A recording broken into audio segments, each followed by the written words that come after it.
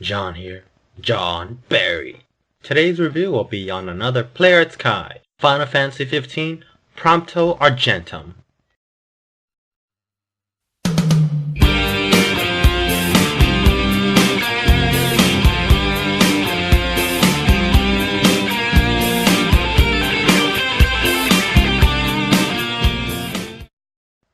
Box. Here is the front. As you already know, it can be opened. And here's a quick bio. Anyways, here's the right side, the back side, the left side, the top, and the bottom.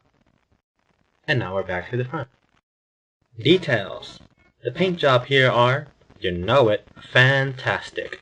Square Enix never fails to make a figure beautiful by painting it multiple colors. With just a quick glance, you could say that it's painted with just one solid coat. But if you actually take a closer look, there are a ton of color painted on. For example, his pants. Plus, there are a lot of sweet shadow effects on the skin as well.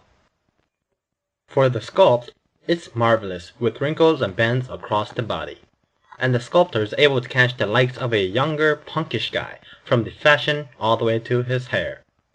However, there is a slight problem, which is, if you look at his shoulders, you can see that they're not of the same level. One side is crooked. I mean, come on, Square Enix, I paid $120 for this, you know. Oh, you can always adjust the shoulders, you may say. Well, I can't. It's stuck. So let me know if your figure has this problem too. Now, take a look at his belt. Just like Ignis, the skull can be found in his belt buckle, but it's silver instead of gold. As you look up, his vest is detailed out with many logos and design. All the buttons are sculpted very well and painted in a rusty yellow color. As for the shirt, it has these weird patterns on it. And now we look at this skirt thing. I don't actually know what it is. It's painted very well and the design is pretty cool. If you open up his vest here, you can just see it's just like slapped on. But it's very detailed and very nice looking. And his chain. It's pretty cool. And more skulls. Damn. This guy sure loves his skulls. Moving on to the head. And he's got that Japanese boy band pretty face. Just like Ignis, Square Enix does not overshade his face. But you can still find some pinkish shade effects around his eyes. Check out his boy band hairstyle. It is a mix of dark and light yellow. Oh, if you turn the head around, you can also see that there's light orange throughout the hairline as well. His back even is detailed out with these symbols and text. And I gotta love that crossbone and skull. So sexy. Speaking of skulls, these 4 buttons have skulls. And okay, I know that you people might want to know, does this figure actually have a back? Well, nope. But it didn't disappoint me as much as it might for some of you guys. But I could still understand if you do get mad over it though.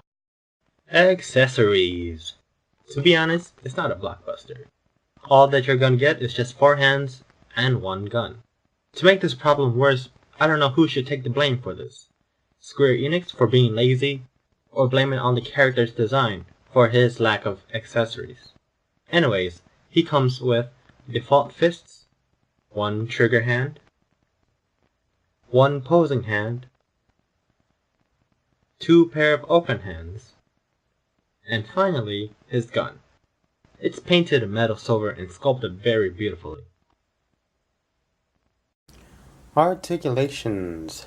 The head can look down, very nice, but he can't really look up all that well because of the collar here. Can bend his head to the side, and look around as well. His headpiece can also move by itself without moving the neck. His arms can go parallel to the ground like that very nicely. This one can go higher because of the bigger hole right there than this one. As you see here, the vest kind of prevents further movement. Can rotate all the way around. And he can curl his elbow like that, pretty good. You can also twist it. And the bottom piece as well. The forearm. His elbows, not his elbow, his wrist has that weird angle to it as well. And you can twist his wrist.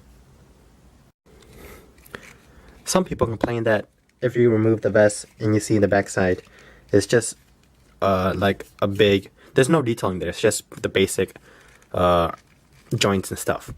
But I kind of appreciate it because it allows for greater range of movement. As you can see, a lot of figures can't do that. Bend forward and back, side to side. You can twist as well. And these, whatever these things are, can also move as well. If you look here, you can see that they actually have joints for them, so they can move back like that, as if the wind's blowing them. Pretty sweet. It's also kind of hard to see, but then the top half of his chest can also move by itself. Let me try to show you.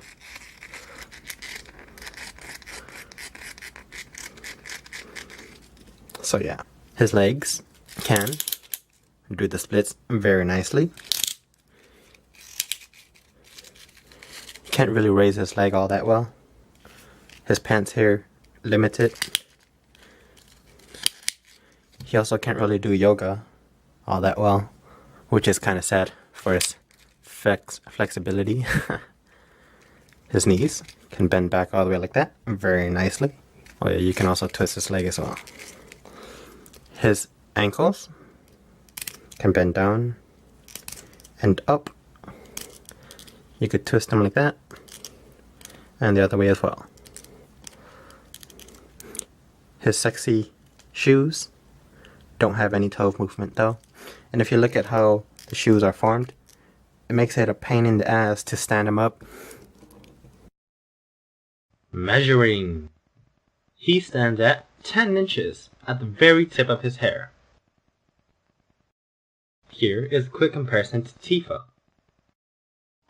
Here's a comparison to his teammate Ignis. And now a comparison to my childhood hero Kamen Rider Zio. And now for my final thoughts. The shoulders and the lack of accessories are the major problems to me, but overall it looks like decent with Player Sky's beautiful paint job. Sure, the non-existent back might bother some of you guys, but I don't think it's a big deal breaker. Like, why would you even take off his vest? That's part of his character design. Anyways, the price of this figure might drive most people away, but I believe if you're a hardcore Final Fantasy fan, you would be happy with it. I guess I'll see you guys later.